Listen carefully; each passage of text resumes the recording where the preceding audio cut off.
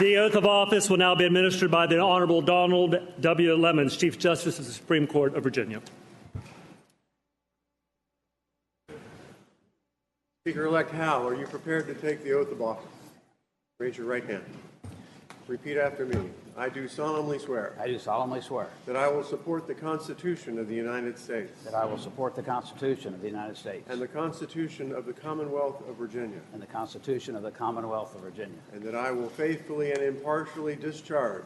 That I will faithfully and impartially discharge. All of the duties incumbent upon me. All of the duties incumbent upon me. As Speaker of the House of Delegates. As Speaker of the House of Delegates. To the best of my ability. To the best of my ability. So help me God. So help me God. Congratulations, Mr. Speaker.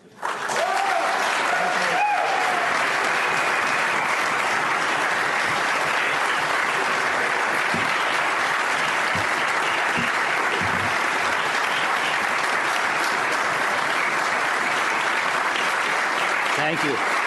Thank you. Thank you. That's very kind. Thank you very much. Very generous. Not as long as what you gave the choir, but that's okay.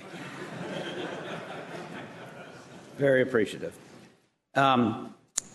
It is truly an honor to stand here today before you. I'm humbled by the trust that you have placed in me to lead this distinguished body again. Words cannot express how grateful I am for your support and prayers. The office of Speaker is a constitutional office that comes with significant responsibilities as well as obligations, not to one party, but to every member of the House and to the people of this great Commonwealth. I do not take these duties lightly, and I'll continue to serve with the discretion, judiciousness, honor, and integrity that the people of this Commonwealth demand. There are 11 new members with us today. I welcome each of you and your families to Mr. Jefferson's Capitol. We are excited to have you join us here in the House of Delegates chamber today. It really is a distinct honor to be able to serve in this body. I don't need to remind anyone of some of the gentlemen and gentlewomen who have walked these aisles before. Madison, Jefferson, Henry, on and on.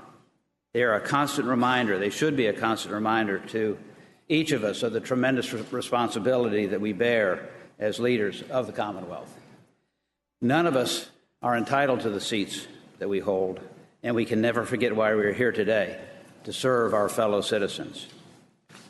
As we begin this session, I think it's important to reflect on some of the successes that we've had in recent years. We've seen what happens when we put our ideological differences aside and work together. Last year, thanks to the hard work of so many in this chamber, we adjourned early for the first time in 15 years.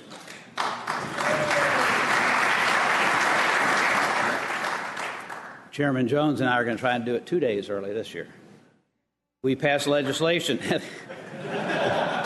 We passed legislation to make college more affordable, keep students safe on campus, provide our veterans with better health care access.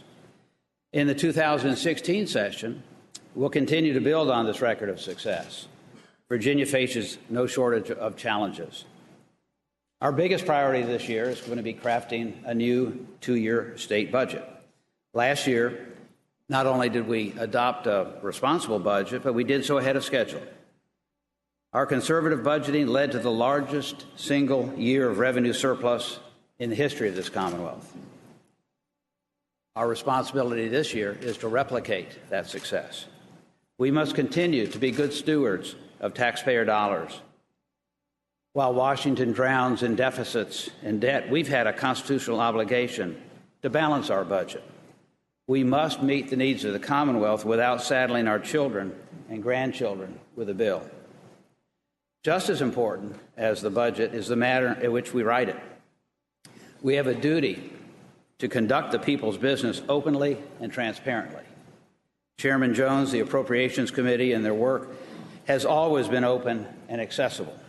This year, we are strengthening our commitment to the public and to transparency by adopting in our rules a 48-hour review period before voting on the final conference report.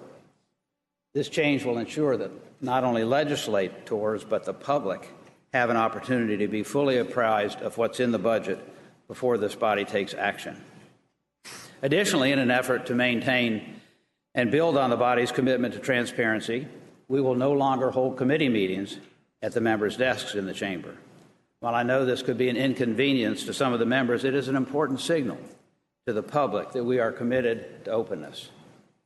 In addition to the budget, a number of other pressing issues require our attention.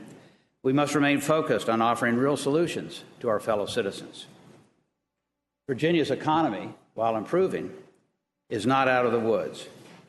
Unemployment numbers may have rebounded. Virginians continue to feel squeezed, however. We must redouble our efforts to encourage entrepreneurs and innovation, to promote positive business climate that will attract big companies from around the world, and to strengthen our workforce for the 21st century. Education is also vital to the Commonwealth's long-term economic success. Our goal is to provide every student with the opportunity to succeed. This means investing in a strong public education system. I believe it also means providing choice and flexibility for parents and students. This year, we have an opportunity to pass a major amendment to our Constitution that will expand educational opportunities. President Obama has said that charter schools, quote, are the gateways to higher education and endless possibilities, lifting up students of all backgrounds and empowering them to achieve a brighter future. I think Republicans and Democrats can find common grounds on charter schools in Virginia. I would be remiss if I did not mention health care. This chamber has collectively expressed its will on Medicaid expansion no fewer than 5 times in the last 2 years.